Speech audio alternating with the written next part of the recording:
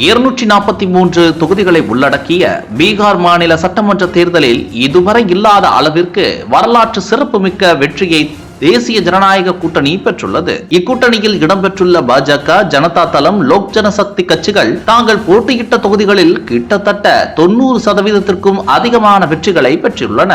தேசிய ஜனநாயக கூட்டணியை எதிர்த்து களம் கண்ட இண்டி கூட்டணி மிக மோசமான தோல்வியை சந்தித்திருக்கிறது. 2020ஆம் ஆண்டு நடைபெற்ற தேர்தலில் 72 தொகுதிகளை வெற்றி பெற்றிருந்த பாஜக தற்போது 90க்கும் மேற்பட்ட தொகுதிகளிலும், 42 தொகுதிகளில் வெற்றி பெற்றிருந்த ஜனதா தளம் தற்போது 80க்கும் மேற்பட்ட தொகுதிகளிலும் வெற்றி பெற்றுள்ளது. அதே நேரத்தில் கடந்த சட்டமன்ற தேர்தலில் 75 தொகுதிகளில் வெற்றி பெற்று தனிப்பெரும் கட்சியாக இருந்த ஆர்ஜேடி தற்போது தேர்தலில் 30க்கும் குறைவான தொகுதிகளில் மட்டுமே வெற்றி பெற்று மிகப்பெரிய பின்னடைவை சந்தித்திருக்கிறது. பீகார் மண்ணில் இந்த முறை எழுந்த தேசிய எழுச்சியானது நாடு முழுவதும் பாஜகவிற்கு பெரும் உத்வேகத்தை கொடுத்துள்ளது. ஏனென்றால் இந்தியாவின் தொன்மையான பல்கலைக்கழகமான நாலந்தா, சாணக்கியர் போன்ற வரலாற்று பெருமை நிறைந்த பீகார் மக்கள் மீண்டும் தங்கள் தேசிய குரலை உறக்க வெளிப்படுத்தி இருக்கிறார்கள். பீகார் தேர்தல் முடிவுகள் நாட்டின் அரசியல் திசையை மாற்றும் அளவுக்கு தாக்கத்தை ஏற்படுத்தி உள்ளது. இந்த மாபெரும் வெற்றிக்கு காரணம் காங்கிரஸ் மற்றும் அதன் மாநில வாரிசு சாதி அரசியலை மக்கள் இறுதியாக நிராகரித்து விட்டார்கள் என்பதுதான். பீகாரில் ஒரு காலத்தில் காங்கிரஸை வீழ்த்த முடியாத சக்தியாக இருந்துள்ளது. ஆனால் அதன் ஆட்சியை சிதறடித்ததும் மாநில கட்சிகள் தான்.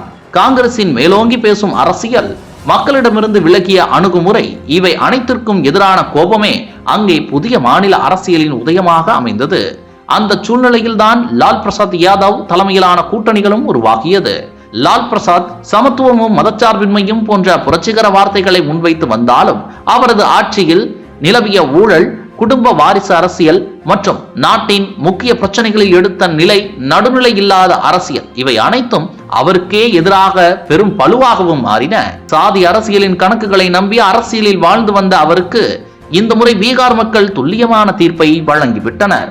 இது சாதாரண தேர்தல் அல்ல, இது லாலுவுக்கும் காங்கிரசுக்கும் வாழ்வா சாவா போராட்டம் தான்.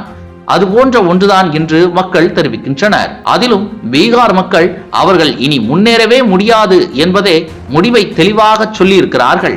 இந்த பீகார் முடிவின் ஒளியானது வட இந்தியாவில் மட்டுமல்ல, நாடு முழுவதும் அதிர்வை ஏற்படுத்தும். குறிப்பாக மாநில அரசியலில் ஆதிக்கம் செலுத்தும் கட்சிகளுக்கு இது மிகப்பெரிய எச்சரிக்கையாகவும் இருக்கும். தமிழகத்தில் திமுக போன்ற மாகாண கட்சிகளுக்கும் இனி இது வாழ்வா சாவா நிலைதான் என அரசியல் வல்லுநர்கள் கூற ஆரம்பித்து விட்டார்கள்.